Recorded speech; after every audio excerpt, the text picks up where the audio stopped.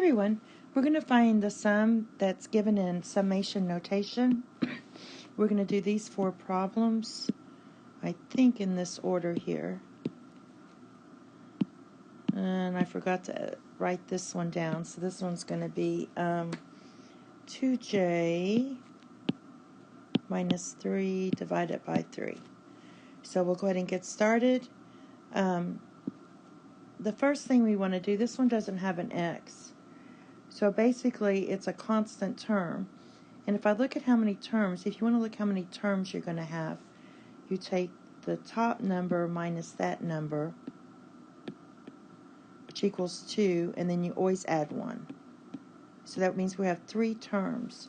So my first term, a sub 1, and then we're going to add our a sub 2, then a sub 3. 3 terms. We're going from 1. Remember, these index numbers these are called index numbers, are very important. So basically, and I'm saying a sub, like subscript. That's what I'm saying, a sub 1. So when I can't plug in 1 here, so that's just going to be 4. This is a constant term, so you just have 4 plus 4. So it's basically 3 times 4, which equals 12. All right, next one is this one. Now again, how many terms you're going to have, what you do is you subtract. So 3 minus 0 equals 3, but you have to add 1. So that's going to be 4 terms we're going to have. So we plug in a sub 0 plus a sub 1 plus a sub 2 all the way to my index here, number of a sub 3. And you just plug it in. So we have 3 to the 0 power over 0 plus 1 plus 3 to the first power 1 plus 1 plus, and we take the 2, 3 squared divided by 2 plus 1, and then take your 3 here, 3 cubed divided by 3 plus 1. And we have our 4 terms. So anything to the 0 power is 1, so that's just going to be 1 over 1. This one's going to be 3 over 2. This one's going to be 9 over 3. And this one's going to be 27 over 4. Now what I want to do is go ahead and write this as 3 here. 9 over 3 is just 3. I have to add these up. My common denominator is 4. So when you have your common denominator is 4, you just multiply this by 4. So that's going to be 4. 2 goes into 4 2 times. So 2 times 3 is 6. Okay. This is over 1. 1 goes into the 4 times. 4 times 3 is 12. And then you just have your 27.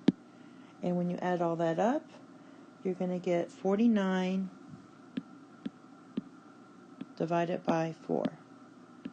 And that's your final answer because you can't reduce that. Okay, the next one is this one. We have 3 minus 1 equals 2, then you have to add 1. So we have 3 terms here.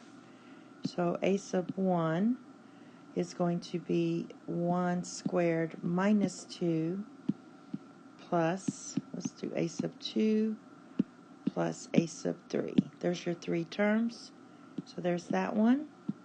Plug in 2, you get 2 squared minus 2. Plug in 3, you get 3 squared minus 2. And let's simplify this. This one's going to be negative 1 plus 4 minus 2 is 2 plus 9 minus 2 is 7. And that gives you 8. And the last one is this one. We're starting at negative 2. So let's see how many terms we're going to have. 1 minus a negative 2 equals 3, then you have to add 1. So we're going to have 4 terms. And if you want, you can write a sub negative 2, a sub negative 1, a sub 0, and then a sub 1. And we're adding these because it's a summation. And then you just plug it in. So we have 2 times negative 2, minus 3,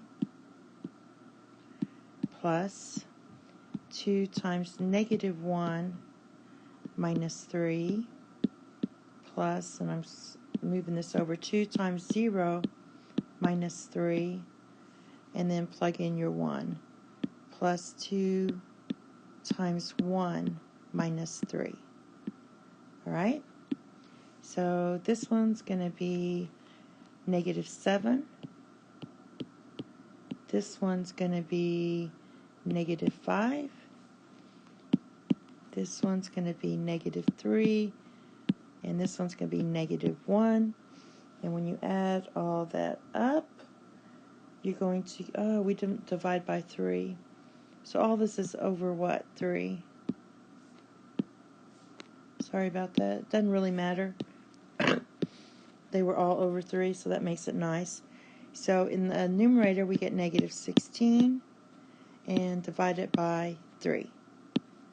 And that's your final answer, and that's all. Thank you. Have a very nice day. Bye-bye.